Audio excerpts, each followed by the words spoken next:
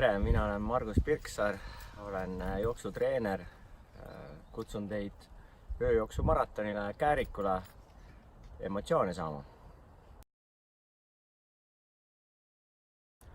Ööjooksumaraton on selline loom, et seda joostakse siis pimedas esiteks, et on ka nimi ööjooksumaraton, ja teiseks kohustuslik varustus siis võiks olla pealamp, kuigi rajal on ka küünlad, mis tähistavad rada, ja teiseks on siis pealambiga näeb nii-öelda helkurribasid, millega on siis rada tähistatud, kuigi rada lookleb klassikalisel Kekkose ringil. Jooksumaratonil saab joosta siis 14, 28 ja 42, et tegu on siis ühel ringil, mille pikkus on 14 kilomeetrit, väga vahelduval ringil, et kindlasti järgmisel ringil te mõtlete, et kas ma siin tõesti olen olnud, et kindlasti soovitan mitu ringi ette võtta.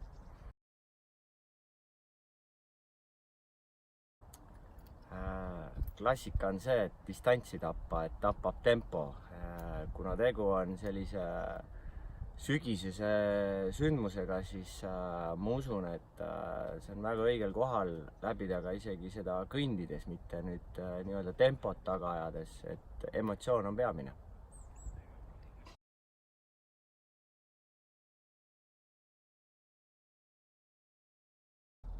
No see sõltub nüüd siin, ütleme, treenituse taustast, et kes on täitsa, ütleme, puhkuse pealt või nulli pealt alustab, siis ütleme, nädalas peaks ikkagi tegema juba nii-öelda 4 trenni ära, et millest üks võiks siis olla natuke pikem ja teine selline, klassikud ütlevad fartlek, et selline kiirusega mäng, et ja kõik treeningud võiks toimuda ka maastikul, et vahelduval maastikul, sest rada on, ütleme, väga vaheldusrikas, et on nii tõuse kui ka langusi, aga et jalg harjuks sellega, siis kindlasti võiks need asjad olla maastikul.